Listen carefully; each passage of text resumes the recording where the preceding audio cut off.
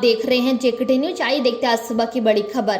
प्रधानमंत्री नरेंद्र मोदी ने भारतीय दूरसंचार विनियामक प्राधिकरण ट्राई के रजत जयंती समारोह पर स्वदेशी 5G टेस्ट बैंड लॉन्च किया। उन्होंने कहा, ये देश के गांव में 5G टेक्नोलॉजी पहुंचाने में बड़ी भूमिका निभाएगा। केंद्र सरकार ने गेहूं के निर्यात पर प्रतिबंध लगाने वाले आदेश में ढील देने की घोषणा की है। निर्णय लिया गया कि जहां कहीं भी गेहूं की खेप को जांच के लिए सीमा शुल्क को सौंप दिया गया है और 13 मई या उससे पहले उनके सिस्टम में पंजीकृत किया गया है, उन खेपों के निर्यात की अनुमति होगी। असम राज्य आपदा प्रबंधन प्राधिकरण की एक रिपोर्ट के मुताबिक राज्य में भारी बारिश व भूस्खलन की घटनाओं के कारण करीब 1,97,248 लोग प्रभावित हुए हैं। बाढ़ प्रभावित क्षेत्रों से निकाले गए करीब 32,959 लोगों को 7 जिलों में बने 55 राहत शिविरों में रखा गया है। राज्य में 20 जिलों के कुल 652 गांव बारिश से प्रभावित हुए हैं। सुप्रीम कोर्ट ने ज्ञान व्यापी मस्जिद के सर्वे को चुनौती देने वाली एक याचिका पर सुनवाई करते हुए कहा कि वाराणसी के डीएम मुसलमानों के प्रवेश और नमाज अदा करने के अधिकार को प्रभावित किए बिना उस क्षेत्र की रक्षा करें जहां शिवलिंग मिला है। सुप्रीम कोर्ट में इस मामले की अगली सुनवाई अब 19 मई को होगी।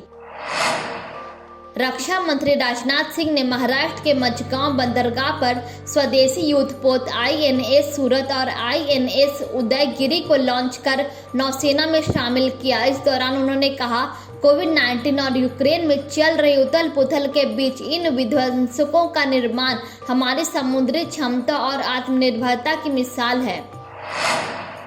30 जून से शुरू होने वाली अमरनाथ यात्रा के पहले अमरनाथ गुफा में बनने वाली शिवलिंग बाबा बर्फानी के आकार की तस्वीरें सामने आई। यह यात्रा 11 अगस्त तक चलेगी। सूचीबद्ध होते ही LIC बाजार पूंजीकरण के लिहाज से देश की 5वीं सबसे बड़ी कंपनी बन गई। IPO मूल्य से नीचे शेयर सूचीबद्ध होने के बावजूद इसका बाजार पूंजीकरण BSE पर 5,70,000 करोड़ रुपए रहा। वाणिज्य मंत्रालय द्वारा जारी आंकड़ों के अनुसार अप्रैल में भारत की थोक महंगाई दर बढ़कर 15.08% के रिकॉर्ड स्तर पर पहुंच गई, जबकि मार्च में यह 14.55% रही थी। इससे पहले 12 मई को जारी आंकड़ों के अनुसार अप्रैल 2022 में खुदरा महंगाई दर बढ़कर 7.79% रही, जो इसका मई 2014 के बाद का उच्चतम स्तर है। गुजरात ATS ने 1993 के मुंबई सीरियल ब्लास्ट मामले में 4 आरोपियों को गिरफ्तार किया। इनकी पहचान अबू बकर, यूसुफ भटका, सोहेब बाबा और सैयद कुरैशी के रूप में हुई है। गौरतलब है, 12 मार्च 1993 को मुंबई में अलग अलग जगहों पर 12 आतंकी हमले हुए थे, जिनमें 257 लोग मारे गए थे और 1400 घायल हुए थे। मुंबई इंडियंस के तेज गेंदबाज जसप्रीत बुमराह T20 क्रिकेट में 250 विकेट लेने वाले पहले भारतीय पेसर बन गए हैं। वहीं T20 क्रिकेट में 250 विकेट लेने वाले कुल मिलाकर 5वें भारतीय बने हैं।